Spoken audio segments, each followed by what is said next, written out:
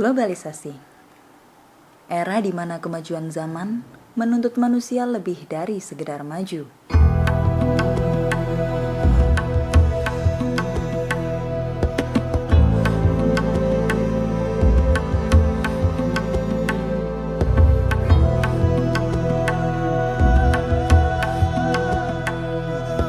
Modernisasilah yang selalu menjadi topik utama dalam kehidupan. Manusia dipaksa tunduk mengikuti kemanapun arah kemajuan zaman pergi. Diperbudak dunia dengan segala upadayanya.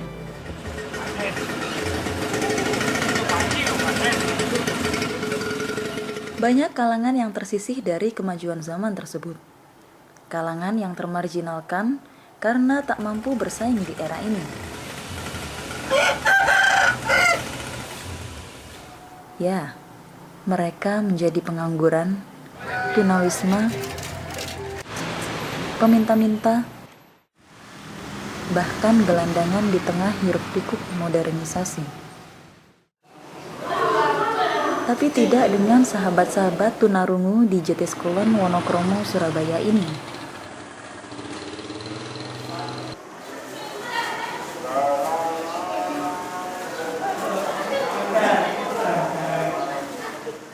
Betapa berat perjuangan untuk bertahan hidup di era ini, apalagi untuk orang-orang tunarungu seperti mereka.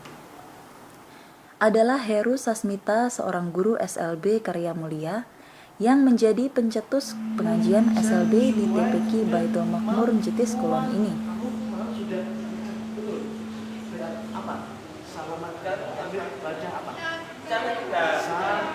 Memang kondisi anak-anak yang memang memprihatinkan, sehingga terpanggil untuk anak supaya biarpun mereka itu ada kendala tidak mendengar atau tuli, tapi kesempatan untuk mereka memahami agama, juga kesempatan mereka juga tidak terjadi pelanggaran laki-laki perempuan juga punya kesempatan yang sama dengan anak-anak menjadi yang normal. Arti maka memiringkan miring ya, maka sama ya. Heru Sasmita tak berjuang sendiri. Anak seorang takmir masjid, Bambang Raditya, dengan sukarela membantunya mengajar di pengajian tunarungu ini. Seorang dosen di salah satu universitas ternama di Surabaya ini semula merasa susah berkomunikasi dengan teman-teman tunarungu ini. Oke, awal saya ketemu dengan adik-adik tunarungu mungkin yang pertama kali ya. Jadi waktu itu masih ingat banget tahun 97, waktu itu bulan Ramadan, ketika keluar rumah akan sholat raweh itu di masjid Baitul Makmur itu kok banyak anak-anak tunarungu. Mereka ini siapa? Kok tumben ada di Masjid Baitul Makmur, Masjid Jetis untuk sholat tarawih di sini. Terus kemudian ngobrol-ngobrol dengan mereka karena nggak bisa bahasa isyarat, menggunakan bantuan kertas dan bolpen.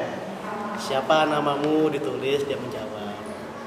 Di kala-kala santai, Mas diajarin mereka bahasa isyarat.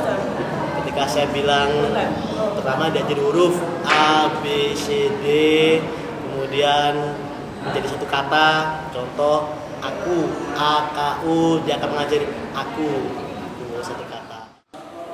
Akhirnya saya sedikit bisa memahami bahasa mereka, dan dengan bisa memahami bahasa mereka, saya pun juga akhirnya bisa sedikit memberikan nasihat ke mereka. Itulah awal saya bertemu dengan adik-adik tunarungu dalam forum pengajian.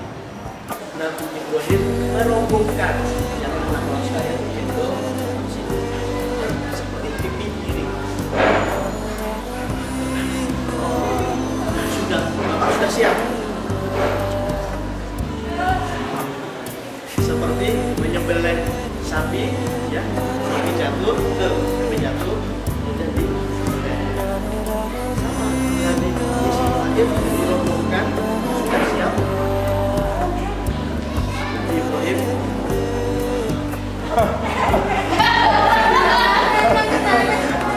ya, punya anak sudah lama ingin punya anak ya,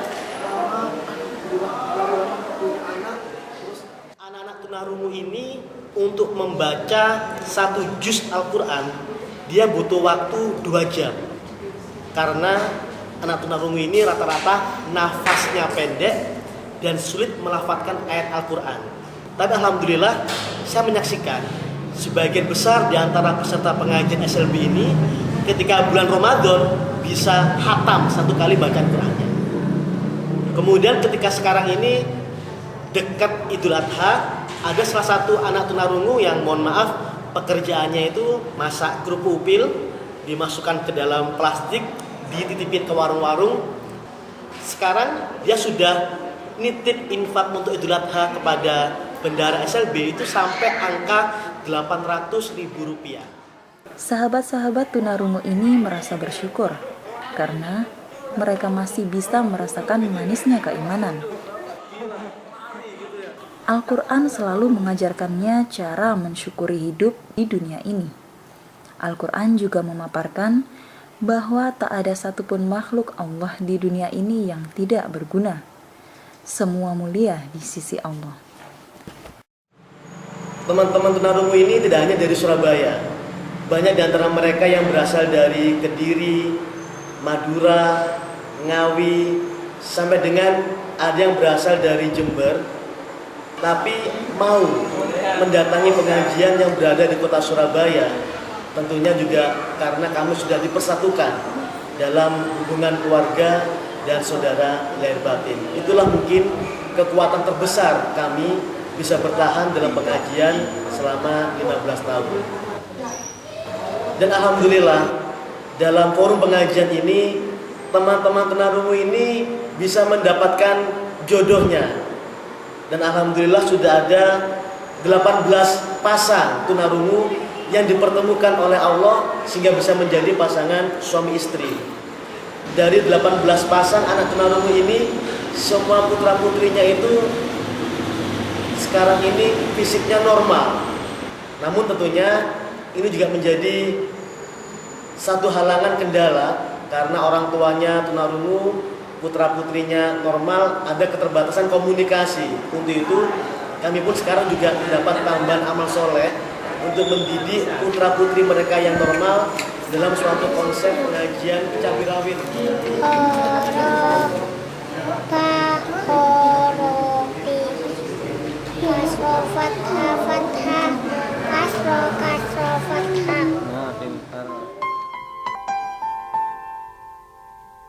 Dan bagi orang tuanya, kami pun juga memberikan bekal pelatihan parenting skill, yaitu ilmu keorangtuaan, sehingga diharapkan mereka sebagai orang tua sudah memiliki konsep ilmu bagaimana bisa menjadi orang tua yang baik bagi putra-putri mereka.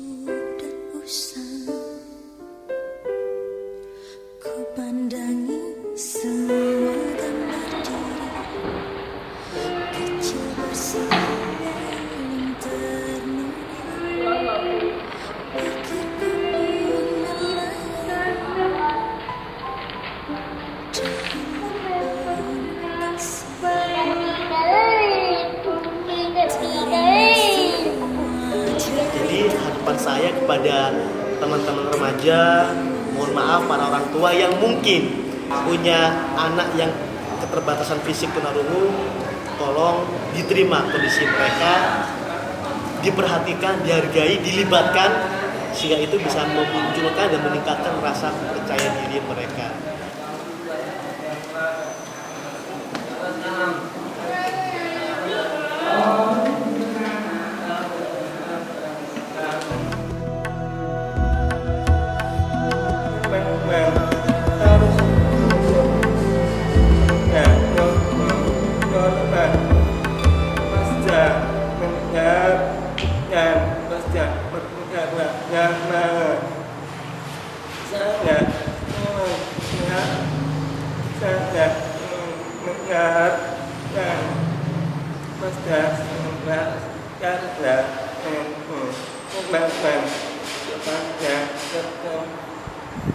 Ya.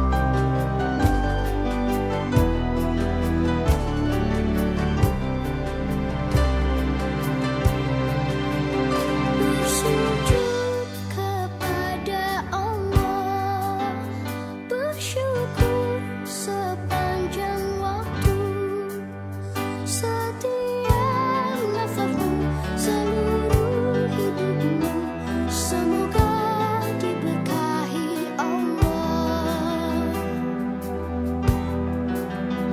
Bersabar taat pada Allah, menjaga keikhlasannya. Semoga dirimu, semoga langkahmu diiringi oleh rahmatnya. Setiap nafasmu, seluruh hidupmu, semoga diberkahi Allah. Alhamdulillah wa syukurillah, bersyukur padamu ya Allah. Kau jadikan kami saudara, indah dalam kebersamaan.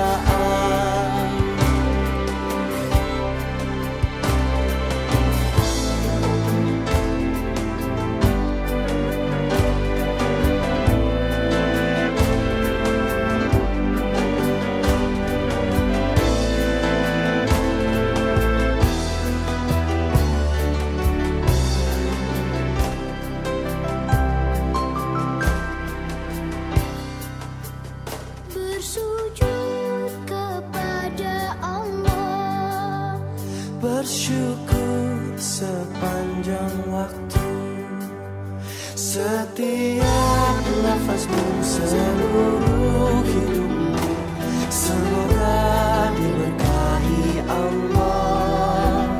Semoga dirimu, semoga langkahmu diiringi oleh rahmatnya. Alhamdulillah wa syukurillah, bersyukur padamu ya Allah. Kau jadikan kami saudara, indah dalam kebersamaan. Alhamdulillah wa syukurillah, bersyukur padamu ya Allah. Kau jadikan kami saudara, hilanglah semua perbedaan. Alhamdulillah wa syukurillah, bersyukur padamu ya Allah.